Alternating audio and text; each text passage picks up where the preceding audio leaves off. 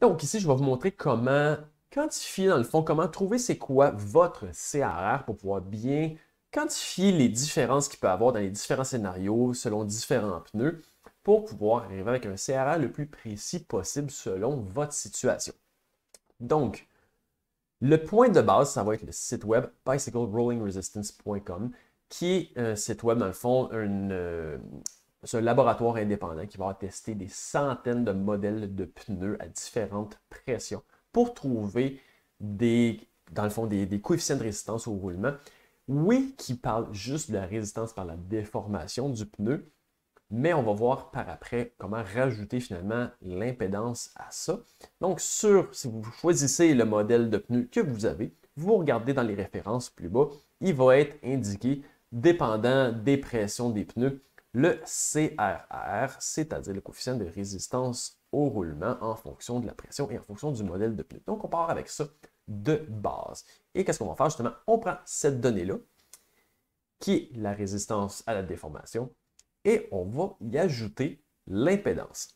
Qu'est-ce qu'on va rajouter? Justement, l'impédance, si on dit qu'on est sur une piste, un vélodrome de bois franc, la résistance au roulement total va être à peu près la même que la résistance au roulement dans un laboratoire. Les résultats vont être à peu près similaires parce que les deux, c'est des surfaces tellement lisses et parfaites que les deux vont se ressembler. Par contre, dès qu'on arrive sur une piste, donc un vélodrome, mais qui serait en béton, on ajouterait 0,00100 au facteur, dans le fond, au CRR qu'on a trouvé sur bicyclerollingresistance.com. Et on continue comme ça. Sur une asphalte neuve, on ajouterait un facteur de 0,00125. Une asphalte usée, on rajouterait 0,00150. Une asphalte endommagée, 0,00200. Gravel niveau 1, donc la gravelle mais assez compactée et assez fine, qui serait plus 0,0300. Et gravel un petit peu plus endommagé, 0,00350. Donc ça, c'est une autre, dans le fond, c'est un chiffre qu'on va faire une addition à la donnée sur le site web de Bicycle Rolling Resistance. Donc, pour ajouter, là, on a pris la résistance à la déformation du pneu et là, plus la résistance de l'impédance. Donc, pour regarder, pour revenir, on va faire la donnée qu'on a trouvée sur le site web, plus l'impédance, et là, on va potentiellement faire une soustraction. Pourquoi? Parce que les tests de base sur le site web de Bicycle Rolling Resistance sont faits si on a des pneus justement avec des chambres à air. Les tests sont faits avec des chambres à air de caoutchouc butyl. Donc, on en a parlé, le latex fait une grosse différence. Donc, si notre pneu, on l'utilise avec du caoutchouc butyl, ben, on prend la donnée de base de Bicycle Rolling Resistance, ça ne change rien. Ça ne change rien sur la donnée, dans le fond, de CRR de déformation. Non plus s'il est tubeless. Quand il est tubeless, il est testé en mode tubeless avec du sel là-dedans. Donc ça ne fait pas de différence. Par contre, si vous avez un pneu à chambre à air et que vous l'utilisez avec un tube au latex, en fait, la donnée CRR de la déformation du pneu va être plus basse que la donnée de référence sur bicyclerollingresistance.com.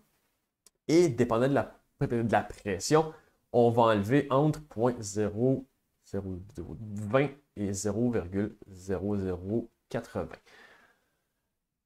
Je vous dirais que ça va très dépendre aussi de quoi vous partez. Donc, par exemple, ce serait plus 0,0002 si vous aviez déjà, mettons, un tube de caoutchouc butyl qui est assez léger, assez mince, de haute qualité, puis que vous rouliez déjà à une haute pression.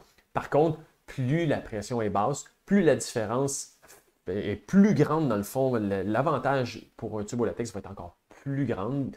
Et aussi, si on part d'un caoutchouc, mettons, on avait un tube au caoutchouc butyl très épais, aussi la différence va être plus grande. Donc, on pourrait aller de minimum 0,0002 à facilement jusqu'à 0,0008 de soustraire finalement à la donnée de base.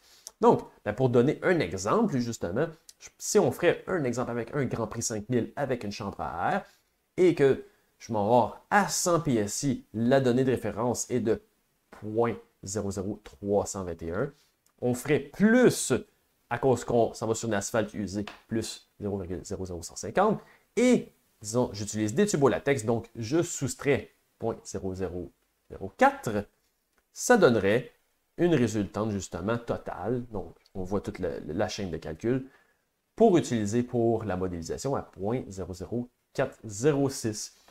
Donc, c'est là qu'on peut voir si on change de pneu, on change les données, si on change la pression, si on change sur la surface sur laquelle on roule, si on va avec des tubes de latex versus butyl. Tout ça va faire des différences. Avec justement ces données-là, ben, vous pouvez avoir déjà une bonne idée de comment bien quantifier et modéliser vos performances en fonction de votre propre coefficient de résistance au roulement.